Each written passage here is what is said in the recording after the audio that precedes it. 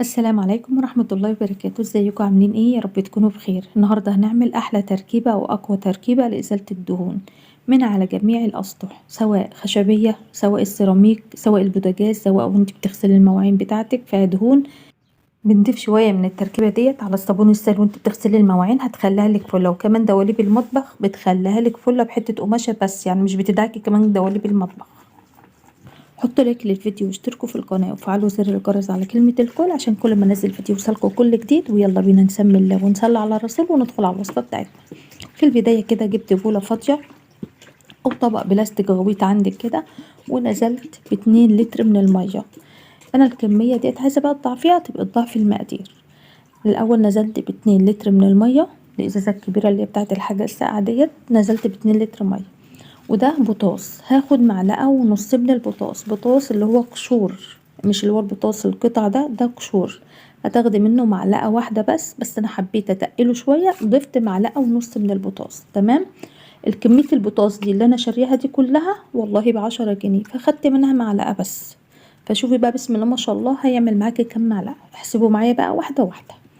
اخدت معلقة كده وحطيتها او معلقة ونص عشان اخليه مركز شوية برضو. بس لو عايزة تضيفي معلقة واحدة بس ضيفي معلقة واحدة بس، عايزة بقى تخليه مركز لو في دهون كتير خليه معلقة ونص.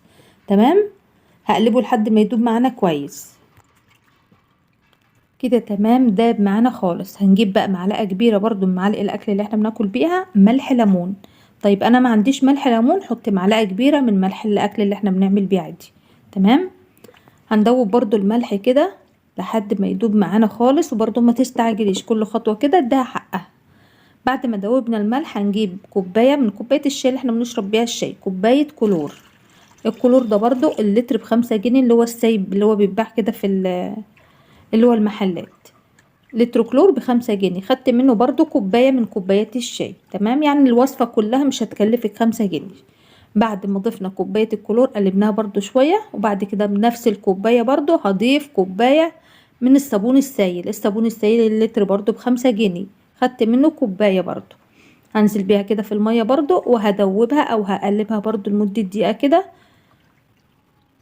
وهقلب الوصفة بتاعتنا كويس. تمام. وكده خلاص بقى المذيب بتاعنا جاهز. طب هنستعمله في نفس اليوم؟ هو الافضل ان انت تستخدميه تاني يوم، يكون كل المواد كلها اتفاعلت مع بعضها ويديكي نتيجة اكتر. انا بقى استعملته في وقتها على طول. عمل لي بقى الكمية اللي انتوا شفتوها دولت 2 لتر ونص، وكان عامل لي برضو حوالي كوباية كده صغيرة يعني. هنجيب بقى برطمان السمنه. عارفين بقى برطمان السمنه بيبقى شكله عامل ازاي؟ طبعا كنت عامله الكحك بقى، والدنيا بصي ورا الكحك بقى لما بتعملي الكحك الدنيا بتبقى مدهننه من صواني بقى من كل حاجه. عشان كده اتشجعت وقلت لازم اعمل المذيب على طول عشان خاطر يريحني في الدهون بتاعه الكحك. تمام. حطيت بقى شويه كده من مذيب الدهون في قلب البرطمان ورجيته كده، وزي ما انتوا شايفينه ما شاء الله دوبه في ثواني. انا عايزه اقول لكم انا استخدمته في نفس الوقت على طول، المفروض تستخدمي تاني يوم على طول. شايفين بسم الله ما شاء الله البرطمان؟ شايفين الدهون كلها نزلت ازاي؟ انا ما غسلتش فيه اي حاجه اهو. شايفين ما شاء الله؟ بجد بجد الوصفه دي تحفه جدا جدا وهتريحكم. سواء بقى في هتدعكي بيها سيراميك برضو في ثواني. انا طبعا كنت داعكه السيراميك بتاعي، فكان نفسي بصراحه انا اعمل الوصفه دي عشان اوريكم بيطلع الدهون ازاي.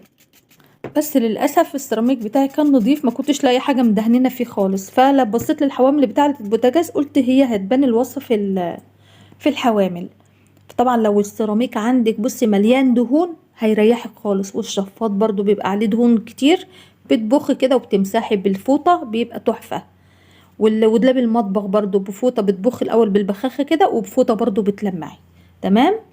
بجد وصفة حلوة قوي هتريحكوا بقى، غير هدة الحيل اللي احنا كنا بنهدها زمان كان بيطلع عنا بصراحة ربنا بقى. وكنا الناس كنت كان بعمله بالجاز الاول، الجاز بقى كان بيطلع بقى، بس طبعا اللتر الجاز دلوقتي ب30 جنيه، وفي نفس الوقت الريحة بتاعته بتتعب الصدر. لا بجد الوصفة دي حلوة هتريحكم اهو زي ما انتوا شايفين كده. والبوتاجاز كده خلاص، سبته بقى دقيقتين 2 هتلاقي بقى الدهون تنزل منه زي ما انتوا شايفين كده اهوت. شايفين بدأت تنزل اهيت، وهوريكم العين اللي في النص دي شكلها ايه.